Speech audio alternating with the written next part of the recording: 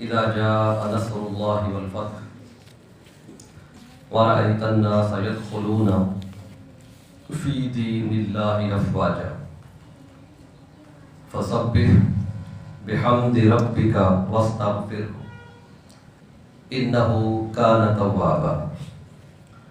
صدق اللہ مولانا العظیم وصدق رسولہ النبی الکریم۔ سورہ نصر کے حوالے سے آج ہماری دوسری اور آخری نشست ہے۔ اس کی پہلی آیت پر ہماری تفصیلی گفتگو ہو چکی ہے۔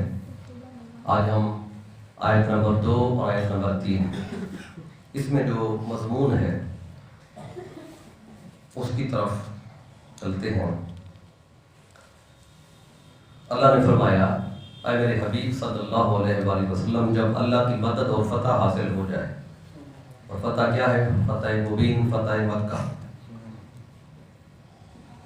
تو پھر آپ کیا دیکھیں گے؟ وَرَأَيْتَ النَّاسَ يَدْخُلُونَ فِي دِينِ اللَّهِ أَفْوَاجًا، پھر آپ دیکھیں گے کہ لوگ دین کے اندر فوج در فوج داخل ہو رہے ہیں۔ اور جب فوج در فوج لوگ داخل ہوں تو پھر اے حبیب آپ نے کیا کرنا ہے؟ فَسَبِّحْ بِحَمْدِ رَبِّكَ، آپ نے اپنے رب کی حمد کے ساتھ اس کی تسبیح کرنی ہے۔ وَاسْتَغْفِرْهُ، اور اس کی بارگاہ میں استغفار کرنا ہے۔ إِنَّهُ كَانَ تَوَّابًا، اللہ تعالیٰ بہت زیادہ توبہ کرنے والا ہے۔ تواب کہتے ہیں توبہ کرنے والے کو۔ اب یہ میں آخر میں بتاؤں گا اللہ کے بارے میں، جب تواب کا لفظ آئے گا تو پھر اس کو کس معنی میں لینا ہے، کس طرح ہوگا، اللہ کیسے توبہ کرتا ہے۔ توبہ تو بندے کرتے ہیں نا، اور اللہ توبہ کو قبول کرتا ہے، لیکن تواب کا معنی ہے توبہ کرنے والا۔ اب لفظ توبہ کا معنی ہے رجوع کرنا، توجہ کرنا، یعنی اللہ بہت زیادہ توجہ کرنے والا ہے۔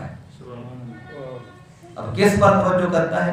وَاسْتَغْفِرْهُ، جو استغفار کرتا ہے، جو اس سے بخشش مانگتا ہے نا، جو معافی مانگتا ہے، پھر اللہ اس کی طرف بہت زیادہ توجہ کرتا ہے۔ اب یہ اس کا ترجمہ ہے تواب۔ عام طور پہ جب آپ یہ پڑھتے اور سنتے ہیں تو اس میں یہی ہوتا ہے کہ اللہ تواب قبول کرنے والا ہے۔ یہاں قبول کرنے کی بات نہیں ہے، یا صرف تواب آیا ہے، اللہ رجوع کرتا ہے۔ یہاں پہ بھی کوئی ایسی بات نہیں ہے کہ وہ جو بھی کرے گا تو قبول کر لے گا۔ وہ میں آخر میں یہ بات آپ کو بتاؤں گا پھر قبول کیسے کرتا ہے اور کس سے کرتا ہے۔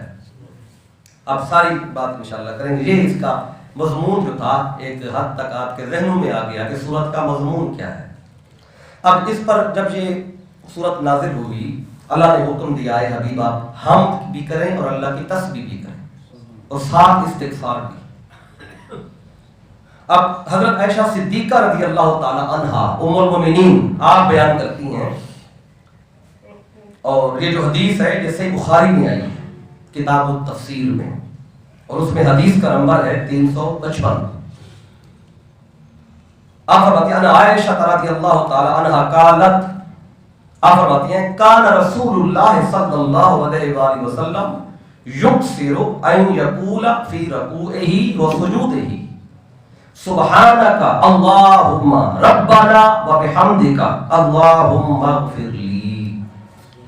آپ فرماتی ہیں جب یہ آیت سورت نازل ہوئی، اس سورت کے نزول کے بعد جب میرے آقا رکوع کرتے تھے اور سجدہ کرتے تھے حالات نماز میں، تو رکوع میں سبحان ربی العظیم پڑھا جاتا ہے اور سجدے میں سبحان ربی الاعلیٰ پڑھا جاتا ہے، لیکن آقا اس سورت کے نزول کے بعد رکوع میں بھی اور سجدے میں بھی وہ تسبیح نہیں پڑھتے تھے جو عام طور پہ پڑھی جاتی ہے۔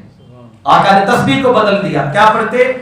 آپ پڑھتے تھے سبحانک اللہم ربنا وبحمدک اللہم اغفر لی، یعنی کہ اس میں تسبیح بھی کیا، اللہ کی حمد بھی کی اور پھر استغفار بھی کیا۔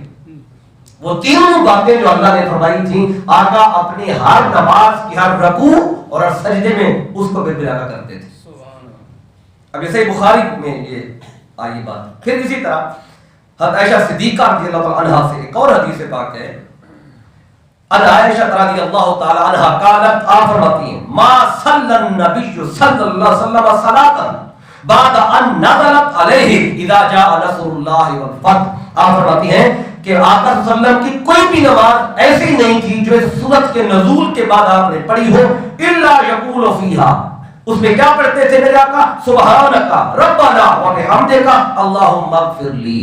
وہ تینوں کام جو اللہ نے حکم دیا آخری آیت میں، وہ آقا تینوں اپنی ہر نماز کی ہر رکعت کے ہر رکوع سجدے میں کر رہے ہیں۔ اب یہ اس سورت کے نزول کے بعد میرے آقا کی نمازوں کی تسبیح جو تھی وہ بدل گئی۔ اوورال اللہ کی حمد و تسبیح پڑھنا وہ الگ بات ہے، لیکن نماز کے اندر میرے آقا اس تسبیح کو پڑھا کرتے ہیں۔ اور اس سے ہمیں بھی ایک اشارہ ملتا ہے کہ سجدے میں، رکوع میں تسبیح سبحان ربی العظیم ہو یا سبحان ربی الاعلیٰ ہو، اس کے ساتھ آپ استغفار کرنا چاہیں تو وہ بھی کر سکتے ہیں۔ رکوع کے اندر، سجدے کے اندر تسبیح بڑھانا چاہیں، اس میں حمد بھی کریں، تسبیح بھی کریں، استغفار بھی کریں۔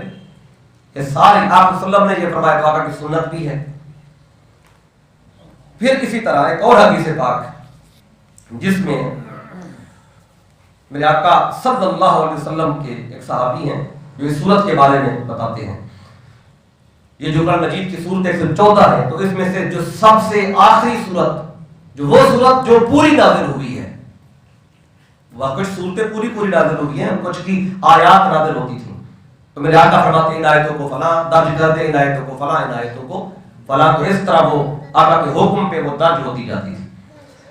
اب یہ جو حدیث ہے، اب یہ صحیح مسلم کتاب التفسیر حدیث کا نمبر ہے اس میں 21، حضرت عبید اللہ بن عبداللہ بن عتبہ رضی اللہ تعالیٰ عنہ وہ روایت کرتے ہیں، کہتے ہیں مجھے حضرت عبداللہ ابن عباس رضی اللہ تعالیٰ عنہ نے فرمایا کہ تعلم آخر سورۃ نزلت من القرآن نزلت جمیعا، کہ انہوں نے مجھ سے پوچھا کیا آپ کو پتہ ہے کہ قرآن کی وہ آخری سورت کون سی ہے جو پوری نازل ہوئی ہے؟ قلت نعم، میں نے کہا ہاں مجھے پتہ ہے۔ کون سی؟ اذا جاء نصر اللہ والفتح، کہتے ہیں صحابی کہتے ہیں یہ سورت آخری نازل ہوئی ہے مکمل، تو قال صدقت، عبداللہ ابن عباس فرماتے ہیں تو نے سچ کہا ہے کہ آخری سورت، اب یہ ہم سے بھی کوئی بندہ کہیں پوچھ سکتا ہے قرآن مجید کی جو صورتیں نازل ہوئی ہیں ان میں سب سے آخری سورت جو پوری نازل ہوئی وہ کون سی ہے؟ وہ یہ سورہ مبارکہ ہے، سورہ نصر۔ ویسے مسلم کتاب و تفسیر میں ہے۔ پھر اس سورہ مبارکہ کے بارے میں حضرت عمر بن خطاب رضی اللہ تعالیٰ عنہ آپ کے بارے میں آتا ہے کہ آپ نے ایک مرتبہ ایسا کیا کہ اس سورت کے بارے میں صحابہ کرام سے پوچھا کہ آپ کو اس سورت سے کیا نظر آیا ہے، اس میں کیا بیان ہوا ہے، مضمون کیا ہے اس کا۔ اب اس میں بڑی خاص بات ہے، حضرت سعید بن جبیر رضی اللہ تعالیٰ عنہ عبداللہ ابن عباس سے بیان کرتے ہیں، اور یہ حدیث پاک بھی صحیح بخاری کتاب التفسیر میں ہے، اس میں حدیث کا نمبر ہے 356۔ قال عبداللہ ابن عباس کہتے ہیں کہ قال عمر یدخلنی مع اشیاخ بدر، عبداللہ ابن عمر کی عمر چونکہ کم تھی، حضرت عباس بن عبد المطلب کے بیٹے ہیں، نام ہے عبداللہ، تو ان کی عمر چونکہ کم عمر تھے اور جو بدری صحابی تھے تو ان کی عمر زیادہ تھی، تو عمر بن خطاب رضی اللہ تعالیٰ یوں کرتے تھے کہ جب بدری صحابی بڑی عمر کے شیوخ بیٹھے ہوتے ان میں عبداللہ ابن عباس کو بھی آگے آگے یہ بٹھاتے ان کے ساتھ، تو جو بڑی عمر والے جو صحابی ہیں وہ ایک دن کہنے لگے کہ ہم بڑی عمر کے ہیں تو آپ ہمارے ساتھ بچے کو بٹھا دیتے ہیں، ہم بزرگ صحابی ہیں ہمارے ساتھ بچہ بھی بٹھا دیتے ہیں، تو یہ بات ہمیں مناسب نہیں لگتی، ہم بڑے ہیں تو ہمارے ساتھ بڑے بیٹھے تو اچھا لگتا ہے۔ تو حضرت عمر بن خطاب رضی اللہ تعالیٰ عنہ نے ان کو کیا جواب دیا، تو وہ کہنے لگے فقالنا بعضهم وجد في نفسه فقال لما تدخل وهذا معنا ولنا ابناء مثله، کہتے ہیں اب کیا کرتے ہیں، بچے کو بعد ہمارے بٹھا دیتے ہیں، اس کی عمر کے ہمارے اپنے بیٹے ہیں، یہ ہمارے ساتھ بیٹھا ہوتا ہے۔ تو فقال عمر انه من حيث علمتم، تو میں کہ تم اس کی وجہ جانتے ہو کہ میں اس کو کیوں بٹھاتا ہوں، انہوں نے کہا نہیں ہمیں اس کا نہیں پتا۔ تو آپ نے پھر کیا کیا، فدعا ذات یوم فادخلہ معهم، اور ایک دن آپ نے عبداللہ بن عباس کو بلایا، ان کے ساتھ بٹھایا، تو فرمایا فما رأيت انه دعاني يومئذ الا ليريهم قال ما تقولون فی قول اللہ تعالی اذا جاء نصر اللہ والفتح. آپ فرماتے ہیں تمہیں پتہ میں نے اس کو تمہارے ساتھ کیوں بٹھایا ہے؟ میں اس بات کے لیے کہ تاکہ تمہیں پتہ چلے کہ یہ جو بچہ ہے یہ عام بچہ نہیں ہے، اس کے پاس جو علم ہے وہ بڑوں سے بھی زیادہ ہے. عبداللہ ابن عباس کے پاس اس لیے اس بات میں بٹھاتا ہوں. وہ علم کیا ہے؟ آپ میں بڑے صحابی جو تھے شیوخ بدر کے، تو میں بتاؤ تم اذا جاء نصر اللہ والفتح اس صورت کے بارے میں تم کیا کہتے ہو؟ تو فقال بعضهم بعض صحابیوں نے کہا امرنا نحمد اللہ ونستغفرہ اذا نصرنا وفتح علینا. تو انہوں نے کہا اس میں اللہ تعالیٰ نے ہمیں حکم دیا ہے کہ جب تم پہ فتح کا دروازہ کھل جائے تو اس وقت تم نے اللہ کی حمد بھی کرنی ہے، تسبیح بھی کرنی ہے، استغفار بھی کرنا ہے. اللہ کی جب مدد مل جائے، فتح مل جائے تو یہ کرنا ہے. وسکت بعضهم فلم یقل شیئا. بعض جو صحابہ تھے وہ خاموش رہے، انہوں نے اس پہ کوئی زبان نہیں کھولی. تو فقال لی، تو عبداللہ بن عباس کہتے ہیں حضرت عمر بن خطاب نے پھر مجھ سے کہا کہ تم بتاؤ تم اس صورت سے کیا سمجھتے ہو؟ کہ اس میں اللہ تعالیٰ یہی چاہ رہا ہے جب فتح مل جائے، مدد آ جائے، پھر تسبیح بھی پڑھو، استغفار بھی کرو، پھر حمد بھی پڑھو، کیا اس سے یہی اثر ہوتا ہے؟ تو کہتے ہیں مجھ سے انہوں نے فرمایا، تو میں نے کیا جواب دیا کہ فقل تو لا، کہتے ہیں نہیں میں اس سے یہ بات نہیں سمجھا، میری سمجھ میں کوئی اور بات آئی ہے. تو آپ نے ان بڑے صحابیوں کے سامنے کہ چلو بتاؤ تمہیں اس سے کیا سمجھ آیا؟ تو حضرت عبداللہ ابن عباس کہتے ہیں، کہتے کالا فما تقول، تم کیا سمجھے ہو؟ کہتے قل تو میں یہ سمجھا ہوں کہ ہوا اجل رسول اللہ صلی اللہ علیہ وآلہ وسلم. کہتے میں اس سے یہ سمجھا ہوں کہ اس صورت سے مصطفیٰ کو اپنی جو ظاہری زندگی ہے اس کے ختم ہونے کا اشارہ ملا ہے. اس سے یہ نہیں ہے کہ حمد کرنی ہے، تسبیح پڑھنی ہے، استغفار کرنا ہے جب اللہ کی مدد ملے، بلکہ کہتے ہیں اس سے مصطفیٰ کو اپنی ظاہری زندگی کے اختتام کا اشارہ ملا. کیسے؟ فتح مل گئی، مدد آ گئی، اب کیا کرنا ہے؟ بس اب آپ نے تسبیح اور حمد کرنی ہے چونکہ آپ کا جو کام تھا وہ پورا ہو گیا. اور جب نبی کا کام پورا ہو جائے تو پھر نبی لوگوں میں رہتا نہیں ہے، وہ اللہ اسے اٹھا لیتا ہے. کہتے ہیں میں نے تو اس صورت سے یہ سمجھا ہے. جب عبداللہ ابن عباس نے یہ جواب دیا نا، سارے صحابہ آکے بکے رہ گئے. تو عمر بن خطاب فرماتے ہیں کہ یہ جو آپ نے جواب دیا ہے نا اس صورت کے بارے میں، تو کہتے فقال عمر ما اعلم منها الا تقول، کہتے میں بھی اس سے یہی سمجھا، جو یہ بچہ سمجھے میں بھی اس سے یہی سمجھا. کہتے اس لیے مجھے آگے بٹھاتے تھے. اب یہ روایت اس صورت کے تناظر میں ہمیں یہ بتاتی ہے کہ یہ جو صورت ہے اس میں فتح کی اور نصرت کی خوشخبری ملی ہے، اور اس میں جو مصطفیٰ کے قریبی تھے، جو معرفت والے صحابی تھے.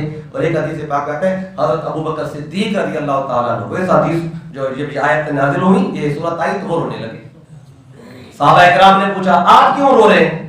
میں کہ تمہیں نہیں پتا جب یہ پیغام ملتا ہے تو پھر نبی زیادہ دیر رہتا نہیں ہے لوگوں میں. جب کام پورا ہو گیا ہے، سٹرگل ختم ہو گئی ہے، فتح مل گئی ہے، انقلاب آ گیا، تبدیلی آ چکی، اب اللہ کہتا ہے اب آپ واپسی کا راستہ اختیار کریں، اب ہم تو تسبیح کی طرف رہیں، اب آپ کو نکلنے کی ضرورت نہیں ہے، لوگوں کے پاس جا کے دعوت دین دینے کی ضرورت نہیں ہے. پہلے اللہ کہتا تھا کہ آپ چلیں باہر جائیں لوگوں کو بلائیں، اب اللہ کہتا ہے تسبیح اور استغفار کی طرف آئیں. سبحان. تو اب یہ 3-4 جو روایات تھیں اس آیت کے شان نزول اور ان آیتوں کے اور اس صورت کے اور اس حوالے سے تھی. اب جو اس صورت کا جو اگلا مضمون ہے، دوسری آیت کا جو مضمون ہے اس کو ذرا سمجھیں. اللہ کہتا ہے جب فتح مل جائے گی اور مدد آ جائے گی پھر آپ کیا دیکھیں گے؟ یدخلون فی دین اللہ افواجا. اب اس میں جو بڑی خاص بات ہے وہ سمجھنے والی ہے، یہ جو فتح مکہ ہے، تو فتح مکہ کے بعد پورے قبیلے آئے تھے، اسلام قبول کیا تھا. یمن سے 700 افراد اکٹھے آئے، 700 افراد نے آ کے اسلام قبول کیا. اب اللہ تعالیٰ نے جہاں جو فرمایا یدخلون فی دین اللہ ہے، اب اللہ نے یہ نہیں فرمایا یدخلون فی الایمان افواجا کہ وہ ایمان میں فوج در فوج آئیں گے. اللہ کہتا ہے ایمان میں نہیں، دین میں. ایمان تو بہت آگے جا کے نصیب ہوتا ہے. اب اس دین میں داخل ہوئے تو چونکہ یہ داخل ہوئے ہیں ہزاروں کی تعداد میں اکٹھے، اب ان کا ایمان اور جو پہلے آئے تھے ان کا ایمان کبھی برابر نہیں ہو سکتا.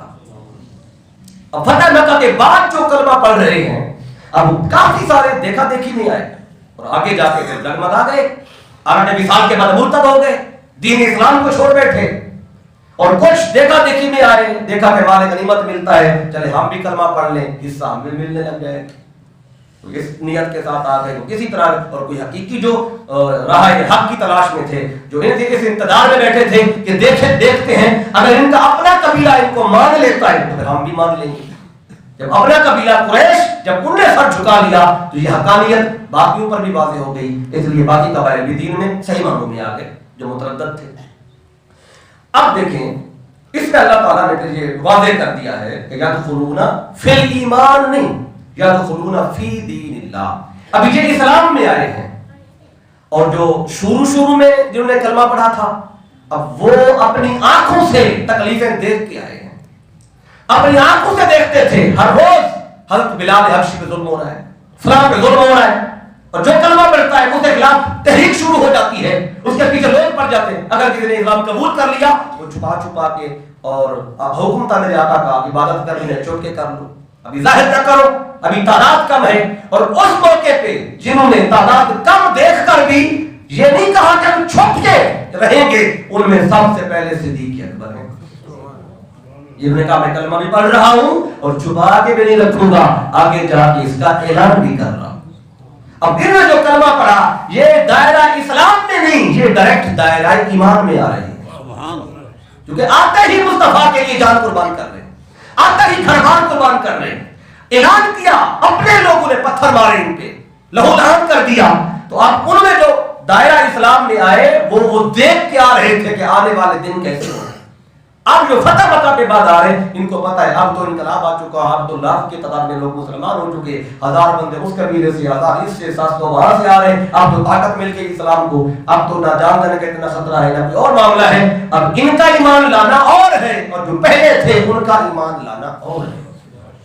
اس لیے محدثین نے طبقات بنائے ہیں، طبقات، اور ان کو 12ویں نمبر پہ رکھا ہے جو فتح مکہ کے بعد اسلام ہے.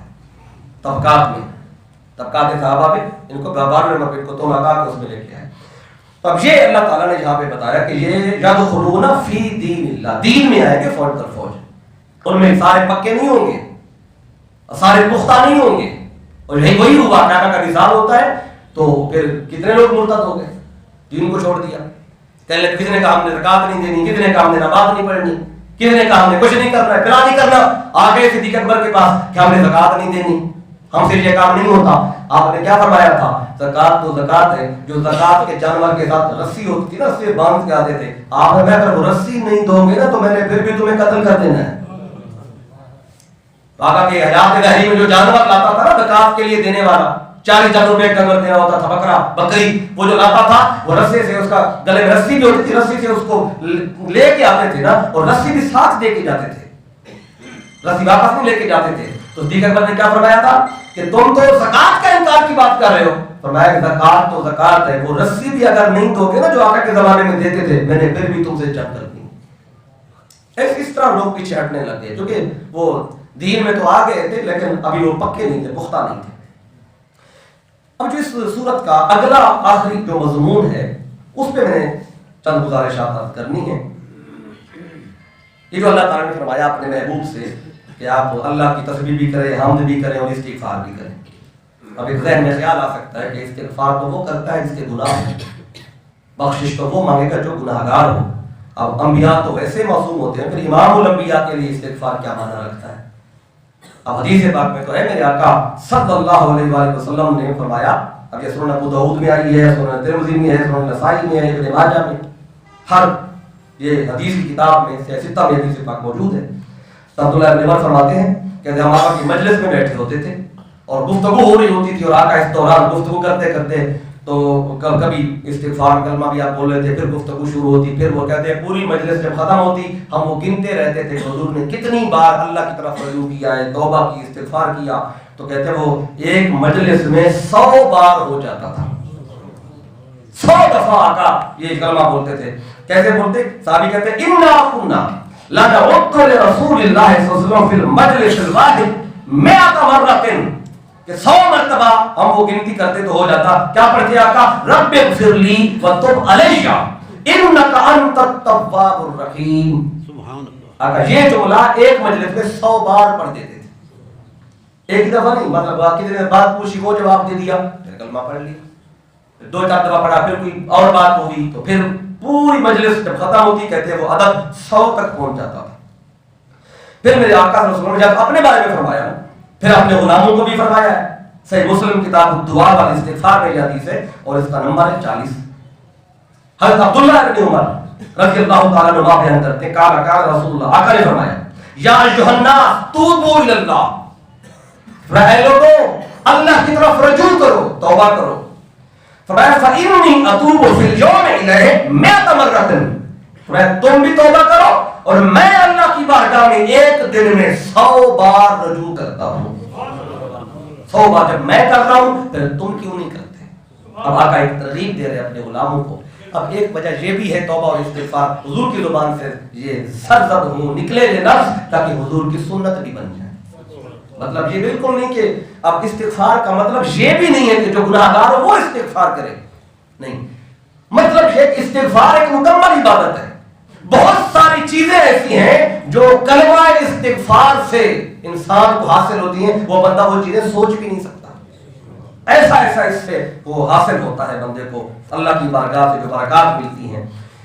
اب یہ 2 لفظ بولے جاتے ہیں، میں اس پر آپ کو گزارش کرتا ہوں کیونکہ اس کو کثرت کے ساتھ ان کلمات کو آپ نے ادا کرنا ہے۔ آقا تو نماز میں ادا کرتے تھے، نماز ہو نماز کے علاوہ ہو، توبہ اور استغفار یہ دونوں لفظ آپ بولتے بھی ہیں سنتے بھی ہیں، دونوں کا معنی سمجھ لیں۔ اللہ نے بھی یہ دونوں لفظ حدیث میں الگ الگ بیان کیا ہے۔ اللہ فرماتا ہے کہ انستغفروا ربکم، اپنے رب کی طرف مغفرت طلب، اپنے رب سے مغفرت طلب کرو۔ انستغفروا ربکم، اپنے رب سے استغفار مغفرت طلب کرو، اور ثم توبوا الیہ، پھر اس کی طرف توبہ کرو۔ یعنی توبہ کا ذکر بعد میں کیا اور استغفار کا ذکر اللہ تعالیٰ نے پہلے کیا۔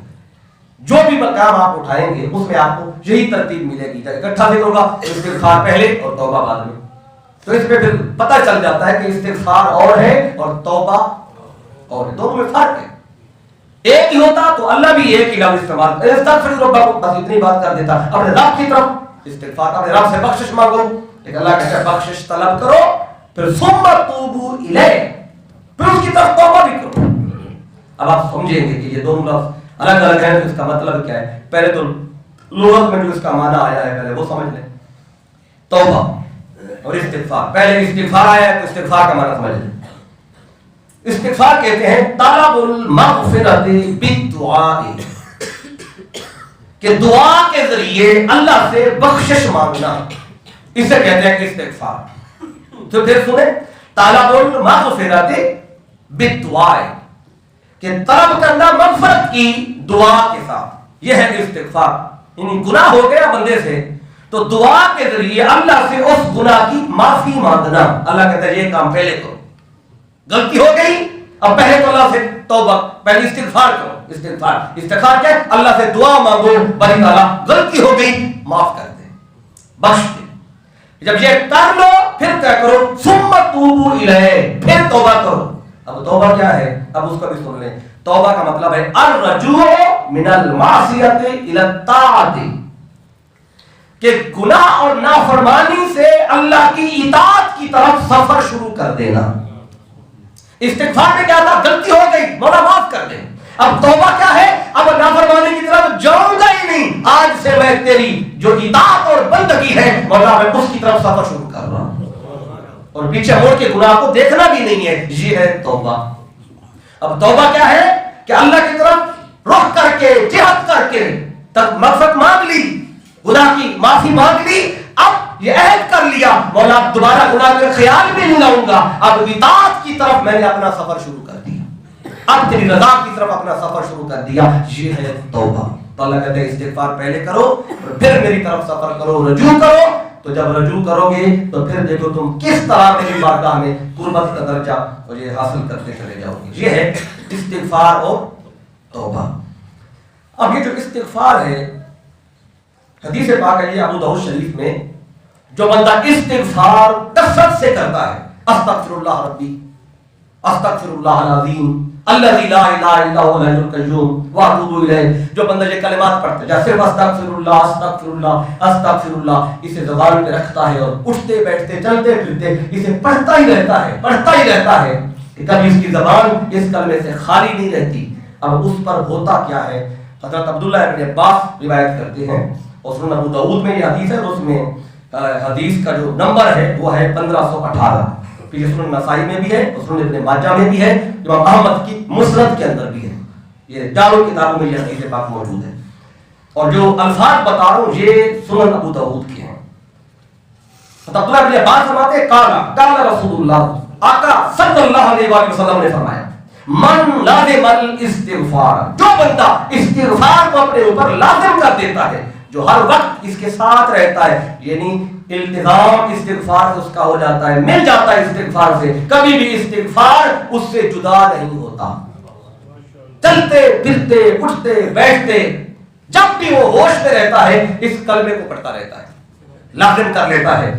تو پھر ہوتا کیا ہے؟ فرمایا جعل اللہ لہ من کل ضیق مخرجا, تو اللہ تعالیٰ کیا کرتا ہے ہر تنگی سے اللہ تعالیٰ اس بندے کو باہر نکال دے, ہر تنگی سے اور اس کو نکالتا ہے, ایسے نکالتا ہے کہ بندے کو خبر نہیں ہوتی وہ کیسے نکل گیا.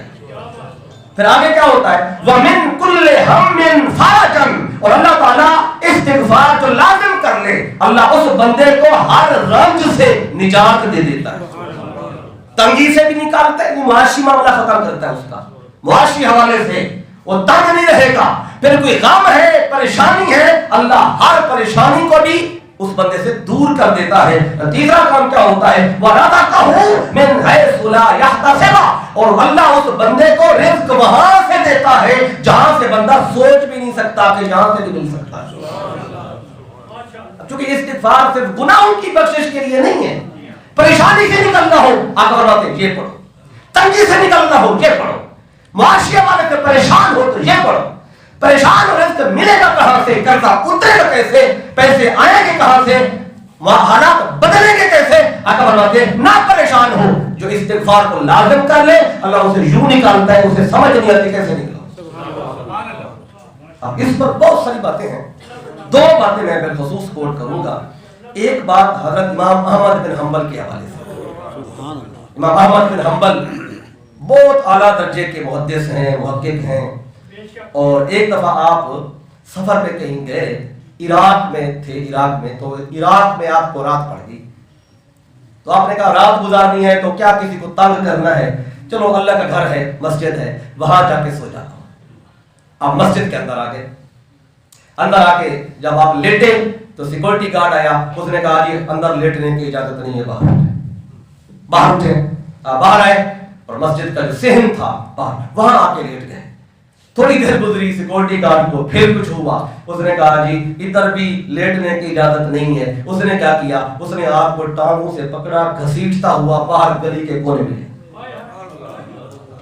اور ادھر آ کے آپ کو گلی میں باہر, آپ ادھر ہی گلی میں لیٹے بیٹھے تھے, اب کیا کروں, سیکورٹی گارڈ سے اب لڑ نہیں سکتا, اور اپنا اس کو تعارف کراؤں کہ میں امام احمد بن حنبل, اسے کیا پتا یہ تو سیکورٹی گارڈ ہے, اسے کیا پتا اس نے کیا کیا ہے.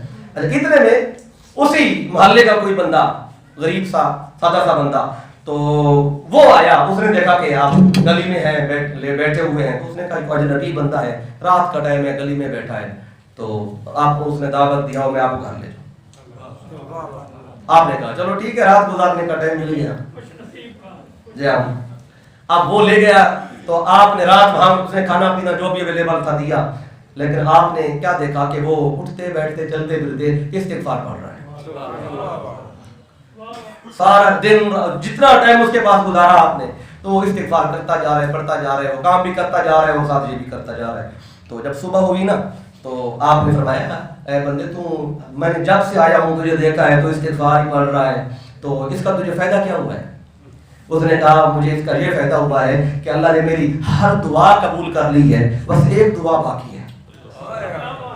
تو آپ فرمایا کون سی؟ اس نے کہا میں دعا کرتا رہتا ہوں باری تعالیٰ میری امام احمد بن حنبل سے ملاقات کرا. تو آپ فرماتے ہیں اللہ کے بندے تیری دعا کیسے قبول ہوئی ہے, دیکھ مجھے گھسیٹ کر تیرے پاس لایا گیا. ایسے تو نہیں آ رہا تھا، میں گھسیٹ کے لایا گیا ہے، یہ تیرے استغفار کی برکت ہے۔ امام احمد بن حنبل جیسے بندے کو وہ ملاقات کو ترستا تھا، سیکورٹی گارڈ نے گھسیٹ کے پاس پہنچا، اتنا استغفار کرتا ہے، میں چل کے ہی آ جاتا لیکن مجھے گھسیٹ کے لایا گیا۔ اب یہ استغفار ہے، جو چاہتا ہے کہتے سارا کچھ مل گیا ہے، ایک کام تھا وہ بھی آج اس طرح پورا ہوا ہے۔ اب یہ کلمہ استغفار کی برکت ہے۔ آپ کو جو بھی چاہیے ہو کسی اور سے مانگنے کی ضرورت نہیں ہے، اللہ پہ توکل کر کے استغفار شروع کر دیں، اللہ ایسے دے گا آپ سوچ بھی نہیں سکتے۔ ایک بہت بڑا ڈاکٹر تھا، بڑی سچی سٹوری ہے، آج بھی اس کو یہ آج بھی آپ کو ملے گی، یہ بندے جو جن کی بات بتانے لگا ہوں، یہ ڈاکٹر اس کا نام تھا ایشان، اور یہ واحد ڈاکٹر تھا خاص قسم کی پیچیدہ بیماریوں کا، یعنی کچھ علاج ایسے تھے جو صرف یہ ڈاکٹر کر سکتا تھا، کسی اور کے پاس باقی ٹریٹمنٹ کا کسی کو یہ نہیں تھا۔ اس نے ریسرچ کی تھی، نیرو سرجن تھا۔ تو یہ ایک دفعہ سعودیہ سے فلائٹ اس نے لی اور یہ جا رہا تھا کسی اور ملک میں، ڈاکٹرز کی میٹنگ تھی، نیرو سرجن تھا، چونکہ جو اللہ نے اس کو دیا تھا وہ کسی اور کو نہیں دیا تھا۔ یہ بہت اہم میٹنگ میں سفر پہ نکلا، فلائٹ روانہ ہو گئی، ڈاکٹر کی فلائٹ کی میٹنگ میں جا رہا تھا، کچھ اور بندے اس کے ساتھ ہو گئے ایک دو۔ تو راستے میں کیا ہوا کہ بہت زیادہ موسم خراب ہو گیا، اور موسم اتنا خراب ہو گیا کہ کیپٹن نے لینڈ کرا دیا جہاز کو، جہاں سے گزر رہے تھے اس ایریے میں جہاں بھی وہ تھا ہوائی اڈا، وہاں پہ اتار۔ یہ کہنے لگے کہ بھائی میں نے بڑی اہم میٹنگ میں جانا ہے اور لوگ انتظار میں ہیں اور میرے پاس ٹائم بھی بڑا قلیل ہے، تو آپ نے ادھر جہاز اتار دیا، چلو آگے چلیں۔ تو اس نے کہا جی اس موسم میں تو نہیں جا سکتا۔ تو اس نے کہا پھر جہاں آپ نے جانا ہے، کیپٹن نے کہا وہ اسی ملک میں جگہ ہے، کہیں اور بھی نہیں جانا، تو اگر آپ ٹیکسی بھی پکڑ لینا تو تھوڑی دیر میں وہاں تک پہنچ جائیں گے۔ اس نے کہا چلو ٹھیک ہے، اس نے ایک ٹیکسی پکڑ لی، ایک دو بندے اور بھی اس کے ساتھ تھے، تو ٹیکسی چلی۔ کچھ گھنٹے چلنے کے بعد طوفان اتنا بڑھ گیا کہ پھر ٹیکسی بھی نہیں چل سکتی تھی۔ پھر انہوں نے دیکھا کہ ایک چھوٹی سی آبادی ہے، تو اس آبادی کے پاس ایک مین پہ کوئی گھر تھا، تو وہاں جا کے گاڑی روکی اور دروازے کو ناک کیا جلدی سے نکل کے، تاکہ ہم اندر تو جائیں گے، گاڑی میں بیٹھے بیٹھے تو مر جائیں گے۔ تو دروازہ ناک کے تو ایک بوڑھی خاتون تھی، کوئی زیادہ عمر کچھ اس کی نہ زیادہ بوڑھی تھی نہ زیادہ جوان، سے درمیانی جیسے عمر ہوتی ہے، 50-55 سال عمر ہوگی۔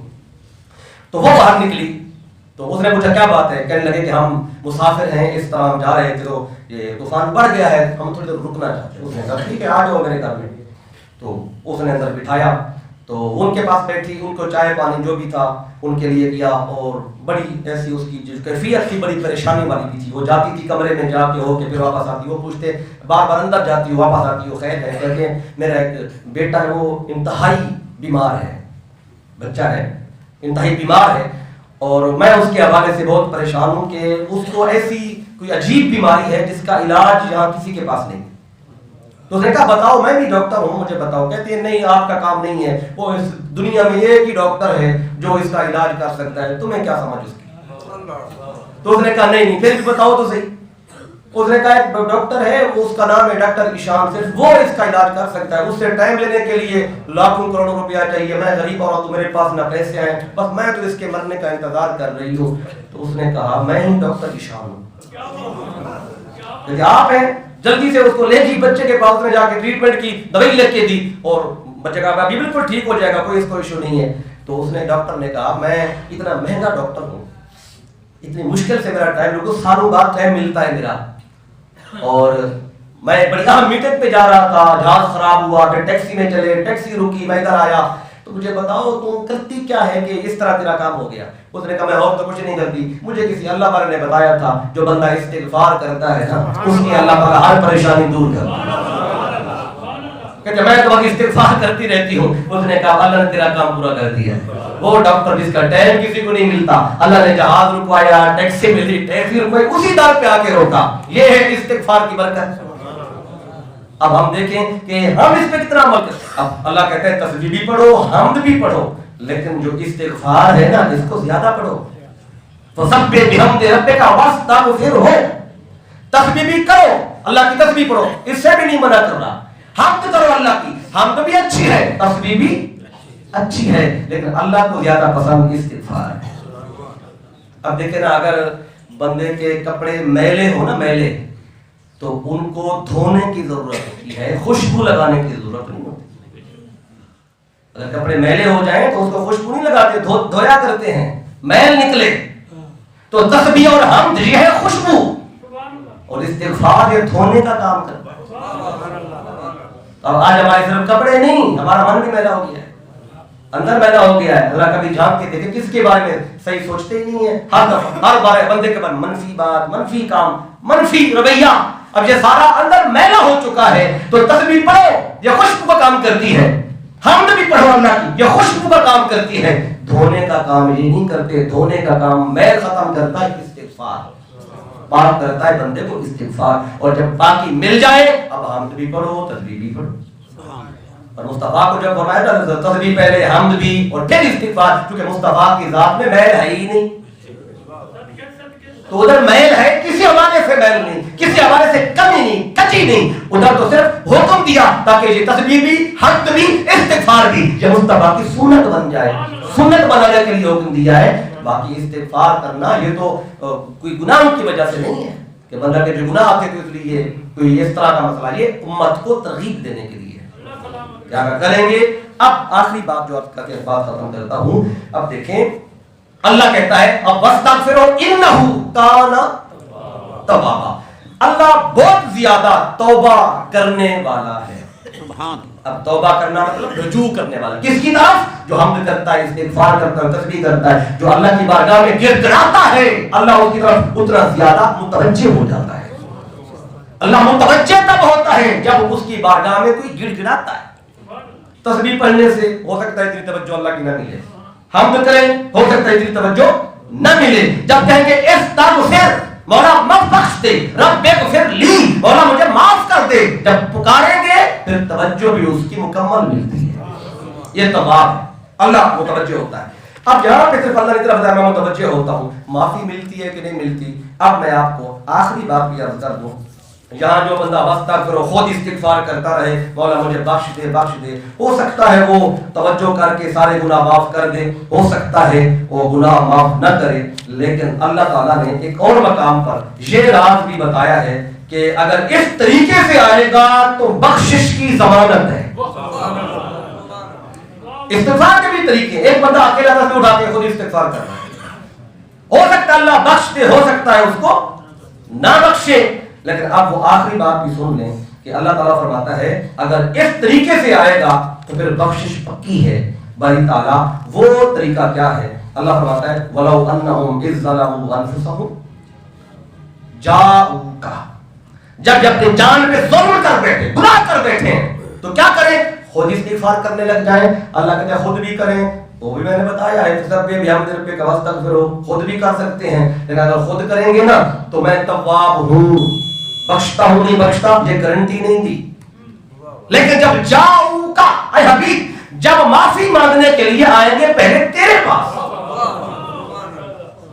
وَلَوْ أَنَّهُمْ إِذْ ظَلَمُوا أَنفُسَهُمْ جاؤ کا اے حبیب، جب یہ آ جائیں گے بیٹھیں گے تیرے پاس، اور تیرے پاس آ کے کریں گے کیا؟ اللہ کہتا ہے فاستغفر اللہ، تیرے پاس آ کر پھر اللہ سے معافی مانگے۔ باری تعالیٰ جب معافی تجھے صحیح مانگنی تھی تو پھر مصطفیٰ کے پاس کیوں بھیجا؟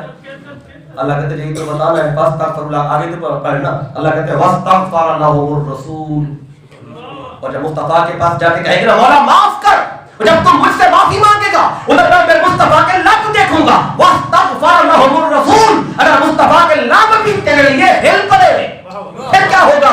اللہ کہتا ہے لوجد اللہ توابا رحیما، ابھی مصطفیٰ کے ہاتھ واپس نہیں آئیں گے، تو وہیں پہ مجھے تواب بھی پالے گا، رحیم بھی پالے گا۔